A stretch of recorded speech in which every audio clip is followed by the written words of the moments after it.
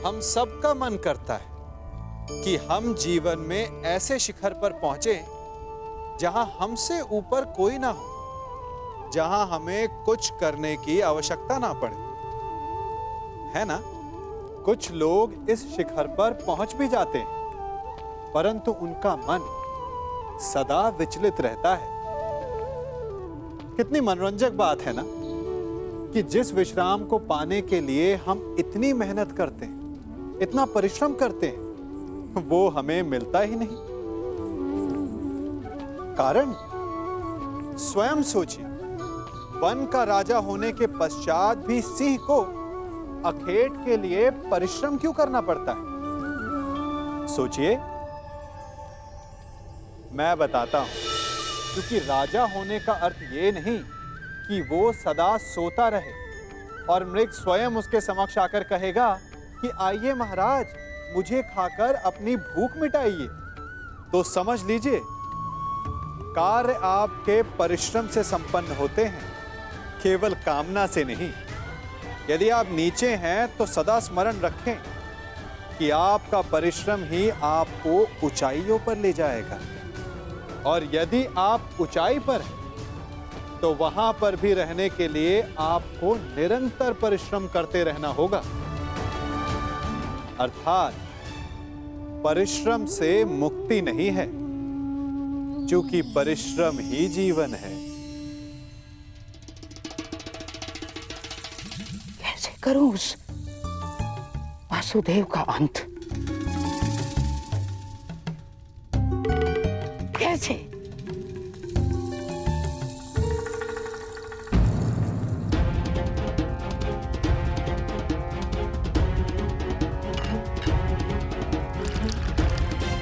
गांधार नरेश, मदिरा।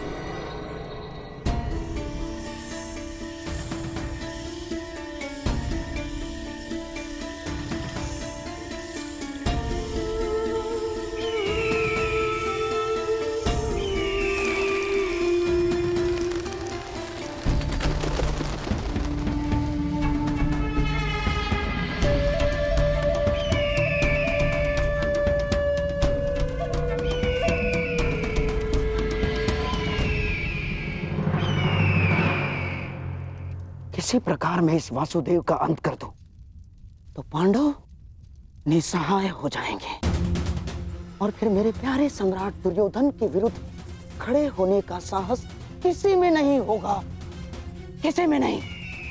हाँ?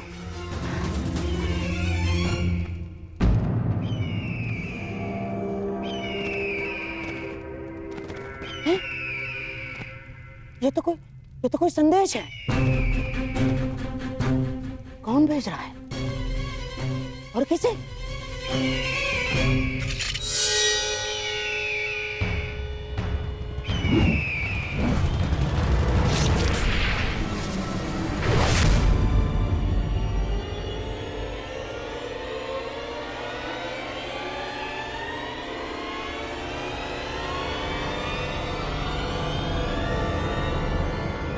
संदेश केवल आपकी लक्ष्मण।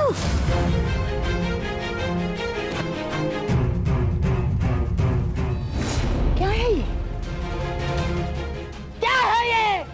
तुम्हें ज्ञात भी है तुम क्या करने जा रही थी? हैं? कृष्ण का पुत्र सांब और दुर्योधन की पुत्री लक्ष्मणा। असंभव है ये, असंभव है ये, तुम्हारा दोनों का साथ असंभव है। तुम्हें याद भी है इसका परिणाम क्या होगा बच्चे? हैं? याद है तुम्हें इसका परिणाम क्या होगा? महाविध्वंस हो जाएगा बच्चे, महाविध्वंस।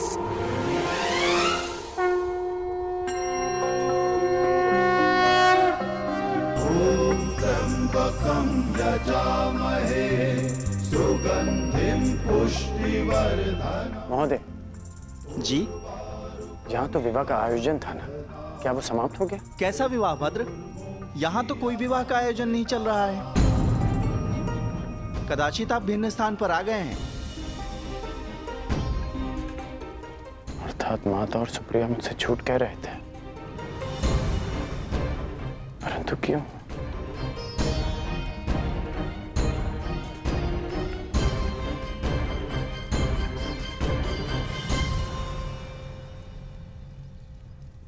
ये तो अनुचून का मित्र है।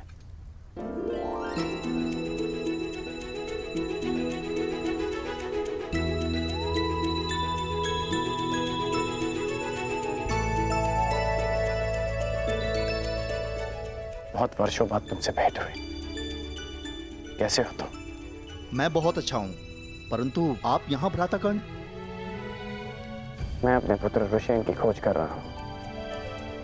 मुझे किसी ने बताया था कि वो इस मंदिर में किसी के विवाह में सम्मिलित होने आया है। वो आपको यहाँ नहीं मिलेगा भ्राताकर्ण। वो सदा अपने प्रिय स्थल पर होता है। प्रिय स्थल? वृषसेन! कहाँ हो वृषसेन? पुत्र कहाँ हो तुम? वृषसेन!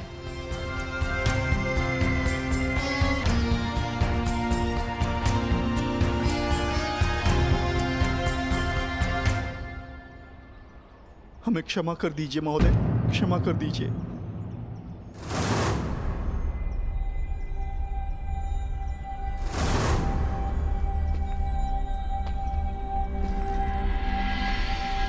ऐसा करने से पहले तुम्हें इसके परिणाम को सोच लेना चाहिए था। अनेक मनुष्यों ने तुमसे इसी प्रकार निवेदन किया होगा, परंतु तुम दुष्टों ने कभी किसी की याचना सुनी? कौन है ये सब और किस बात की क्षमा मांग रहे हैं? और ये कौन है? हर बार तुम लोगों को एक और अवसर दिया गया, परंतु तुम लोग फिर भी नहीं सुधरे और इसी कुमार्ग पर चलते रहे। परंतु अब समय आ गया है कि तुम्हें तुम्हारे कर्मों का फल भुगतना ही होगा। मैंने तुम्हें साक्ष्य समेत पकड़ा है। अब तुम नहीं बच सकते। नहीं महोदय, ऐसा न करें महोदय, ऐसा न करें, हमें क्षमा कर दीजिए। लूटा हुआ धन हम पुनः स्त्री को लौटा देंगे, पर हमें क्षमा कर दीजिए प्रभु, हमें क्षमा।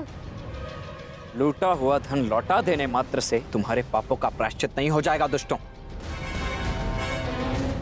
सर्वप्रथम उस पीड़ित महिला से क्षमा की भीख मांगो, अन्यथा मृत्यु के लिए तैयार हो जाओ। नहीं नहीं, हम क्षमा मांग लेंगे, हम क्षमा मांग लेंगे।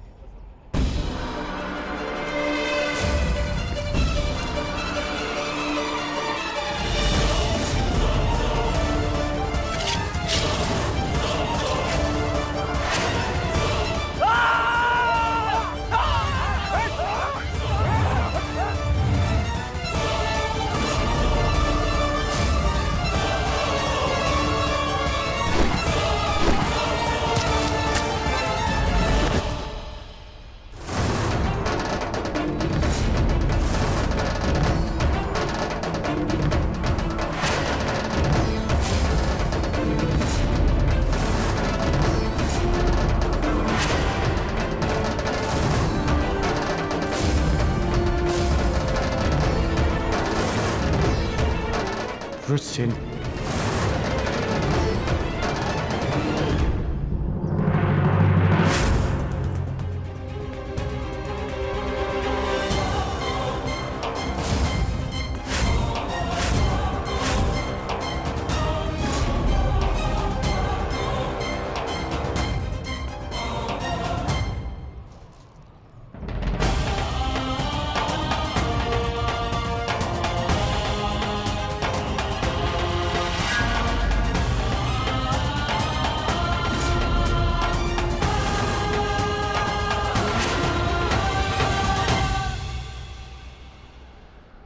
मित्र, उस स्त्री को उसका धन लौटा दो और इन शवों को भी अंतिम संस्कार दे दो। हमारा मंतव्य यहाँ पूर्ण हुआ। जिनसे मिलना था उनसे मिल चुके हैं। अब न किसी से मिलना शेष है और न किसी को उत्तर देना।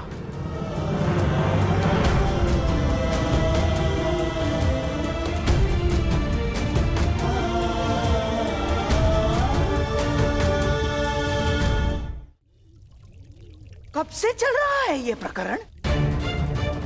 और कब से अपने परिवार के साथ विश्वासघात कर रही हो तुम? अब इस बात से मुझे दुर्योधन को अवगत कराना पड़ेगा। अब वो ही तुम्हारे इस दुस्साहस का निर्णय लेगा।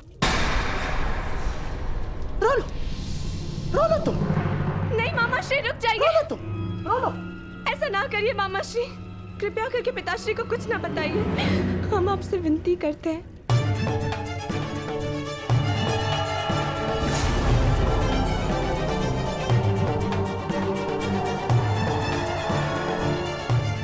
हमें क्षमा कर दीजिए मामा श्री, आपका भरोसा तोड़ने के लिए हम क्षमा चाहते। बहुत बड़ी भूल हो गई हमसे। भूल गई थी मैं कि मैं ऐसा संबंध जोड़ने का स्वप्न देख रही जो कभी जुड़ ही नहीं सकता। प्रेम ने मेरी विचार क्षमता नष्ट कर दी। हमें क्षमा कर दीजिए, परंतु कृपया करके पिताश्री को कुछ मत बताइए। उन्हें पता चलेगा तो उनके हृदय को बहुत ठेस पहुंचेगी। उन्हें कुछ मत बताइए।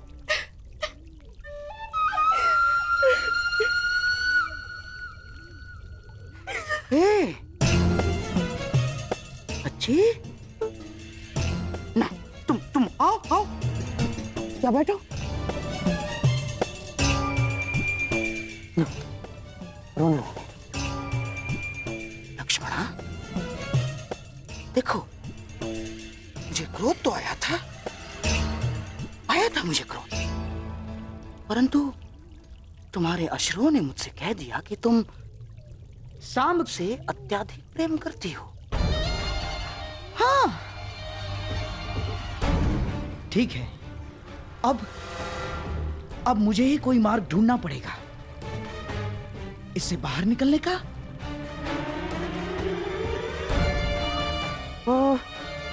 तुम क्या सांब को अभिमन्यु के विवाह में ला सकती हो? बताओ ना, बुला सकती हो तुम? हाँ, परंतु पिताश्री भी वहां होंगे ना? वही तो मैं चाहता हूँ लक्ष्मणा। केवल तुम्हारे पिताश्री नहीं, अपितु तुम्हारे पिताश्री दुर्योधन के साथ साथ सांब के पिताश्री कृष्ण भी वहां उपस्थित होंगे।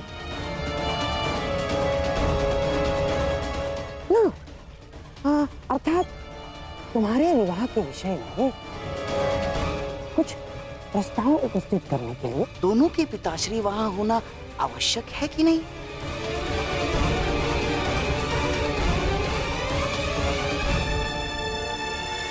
परंतु पिताश्री कभी नहीं मानेंगे। ना ना ना, तुम दुर्योधन की चिंता बिल्कुल मत करना, मैं उसे समझा दूंगा। सच? हाँ, अरे मैं अपनी लक्ष्मणा के लिए इतना भी नहीं कर सकता। तुम बस किसी भी परिस्थिति में सांब को वहां उस विवाह में ले आना, शेष सब मैं संभाल लूंगा। हाँ? धन्यवाद मामा श्री। सांब अवश्य आएंगे, हम अभी से संदेश भेजते। हाँ।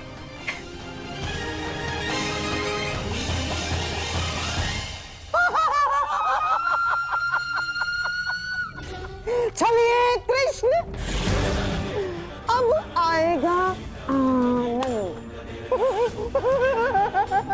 मेरी अगली चाल के लिए तैयार रहना। तो इस बार तुम्हारी पराजय निश्चित।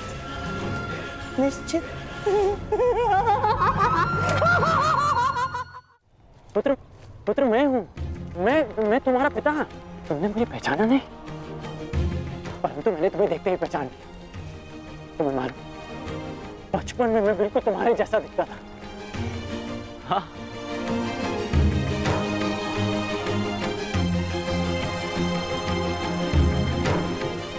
वही मुख, वही शरीर, जैसे मेरा ही प्रतिबिंब हो।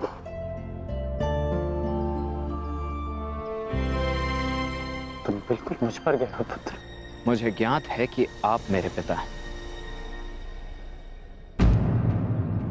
परंतु इस पिता और पुत्र के संबंध का आपके लिए महत्व ही क्या है? मेरी बात सुनो पुत्र, इस बात का क्या तात्पर्य है पुत्र? यही कि सदा आपने अपने परिवार से अधिक महत्व अपने लक्ष्यों को दिया। आपके लिए वो महत्व नहीं रखते थे जिन्होंने आपसे प्रेम किया। आपके लिए वो महत्व रखते रहे जिन्होंने आप पर उपकार किया या जिन्हें आपने वचन दिया। परंतु मेरे लिए सबसे अधिक महत्वपूर्ण मेरा परिवार है। सबसे अधिक महत्व मेरे अपनों का है।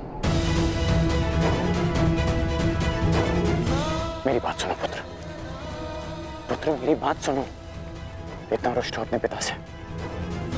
जब मेरी आयु में पहुंचोगे तब जानोगे कि मनुष्य के लिए उसका कर्तव्य कितना महत्वपूर्ण होता है।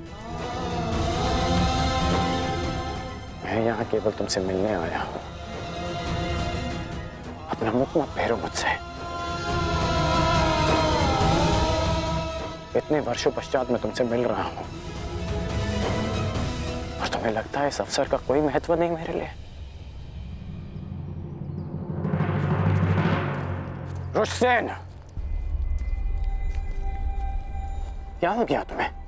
तुम मेरी बात सुन क्यों नहीं रहे हो? मुझे तुमसे ये आशा नहीं थी। तो और क्या आशा थी मुझसे मेरे पूज्य पिताश्री कि कैसा व्यवहार करूंगा? वैसा ही व्यवहार करूंगा जैसा वो पुत्र करते हैं जिनके पिता उनसे वर्षों के पश्चात मिलते। आपका स्वागत करूंगा, आपको आलिंगनबद्ध करके अश्रु बहाऊंगा।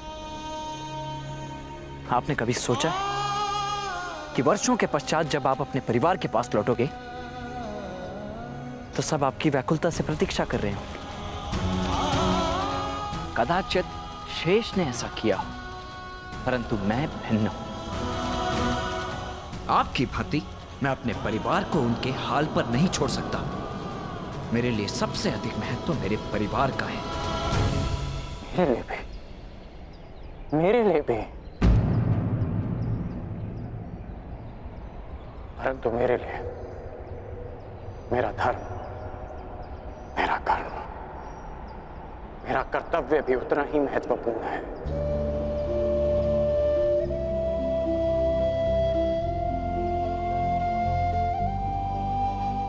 मैं आया था पुत्र,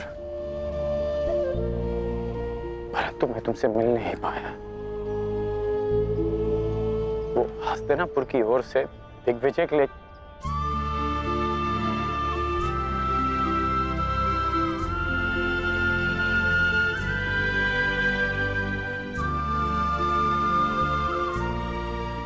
अच्छा तुम ही बता, यदि मनुष्य केवल अपने लिए जिएगा, अपने ही सुख के बारे में सोचेगा, तो क्या हमारी आने वाली पीढ़ी का धर्म से विश्वास नहीं उठ जाएगा?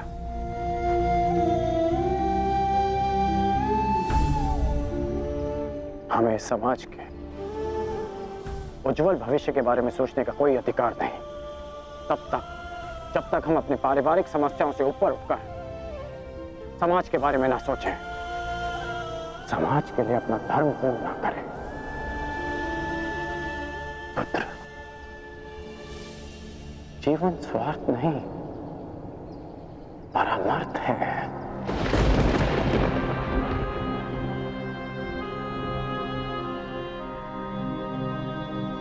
मैंने जो कुछ भी किया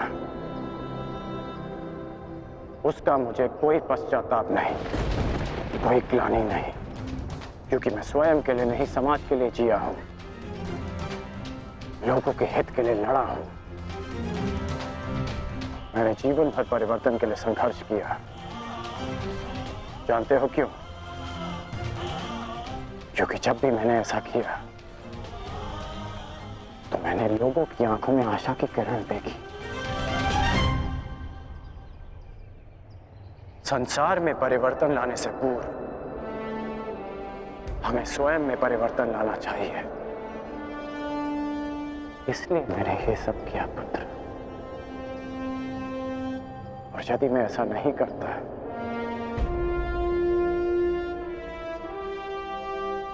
तो तुम आज एक सूत पुत्र होकर